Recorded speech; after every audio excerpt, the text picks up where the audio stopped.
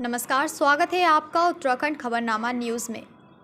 उत्तर प्रदेश और उत्तराखंड से लगे हुए कॉर्बेट टाइगर रिजर्व को नए आयाम तक पहुंचने के लिए एक महत्वपूर्ण प्रयास किया गया है। आपको बता दें कि लगातार सिमट रहे वन और वन्यजीवों और मानव के बीच बढ़ रहा संघर्ष बड़ी चिंता का विषय है। आने वाले समय में इसके भयानक परिणाम हो सकते हैं। इस खतरे को देखते हुए उत्तराखंड और उत्तर प्रदेश की सीमाओं पर कार्य कर रहे अधिकारियों के समन्वय को स्थापित करने के लिए एक मीटिंग का आयोजन कॉर्बेट टाइगर रिजर्व की रेंज झिरना में किया गया। साथ ही रेंज अमानगढ़ उत्तर प्रदेश को इको टूरिज्म जोन के रूप में विकसित करने पर भी विचार विमर्श किया गया। इस बैठक से कयास लगाए जा रहे हैं कि उत्तराखंड और उत्तर प्रदेश के टाइगर रिजर्व को एक नया आयाम मिलेगा। देखिए, ये एक कोऑर्डिनेशन मीटिंग हुई है आज कॉर्बेट टाइगर रिजर्व और उसकी जो सदर्न बाउंड्री है उससे सटे हुए अमानगढ़ जो टाइगर रिजर्व का क्षेत्र है और जो टेरिटोरियल डिविजन्स उत्तर प्रदेश की सीमा से लगे हुए हैं उनके समस्त डीएफओज, उनके रेंज ऑफिसर, एसीएफ और साथ में उनके कंजर्वेटर साहब, ये सभी लोग यहाँ आए और उत्तर प्रदेश के जो चीफ वाइल्ड लाइफ वार्डन हैं उन्होंने इस बैठक की अध्यक्षता की है। प्रयास दोनों प्रदेशों का ये है कि एक तो कोऑर्डिनेशन मीटिंग की आवश्यकता कहाँ महसूस होती है, जहाँ पर दोनों प्रदेशों में जो अधिकारी कार्य कर रहे हैं वन विभाग के, उनके बीच एक तारतम्य बने, एक समन्वय बने।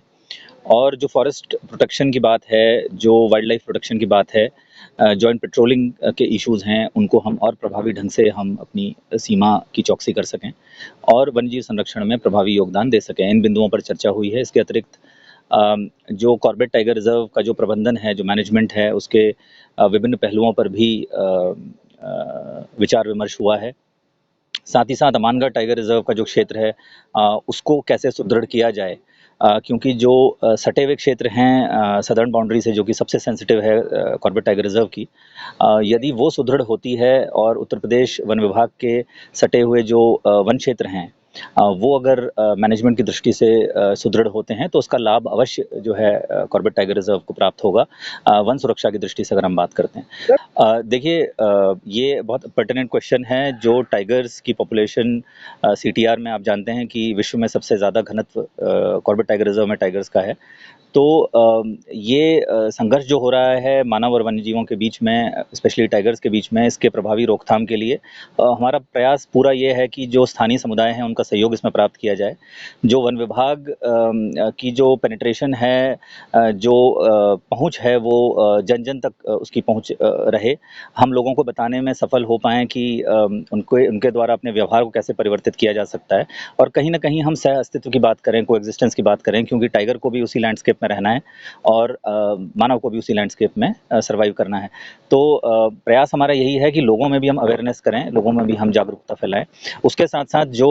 इस तरीके की घटनाएं होती हैं उनको न्यून करने के लिए त्वरित कार्रवाई दल, क्यूआरटी, क्विक रिस्पांस टीम्स का हम गठन करें, जो कॉर्बेट में ऑलरेडी गठन की इसमें किया गया है और बहुत प्रभावी ढंग से वो मीटिंग की गई। दो राज्यों को मिला के किस विषय पर चर्चा की, थोड़ा बताइए। उत्तर प्रदेश के अमानगढ़ टाइगर रिजर्व और उत्तराखंड के कॉर्बेट टाइगर रिजर्व को लेकर के कैसे परस्पर समन्वयन हो राज्य के अधिकारियों के द्वारा, जो हमारे वाइल्ड लाइफ अथॉरिटीज़ हैं उनके मध्य कैसे संयोजन हो। और यहाँ पे जो आज हमने बैठक करी है क्षेत्रीय वन अधिकारियों, जिनको रेंज ऑफिसर भी कहते हैं, उनके स्तर से लेकर के जो डायरेक्टर लेवल के अधिकारी और कंजर्वेटर लेवल के अधिकारी और मैं स्वयं इस बैठक की हमने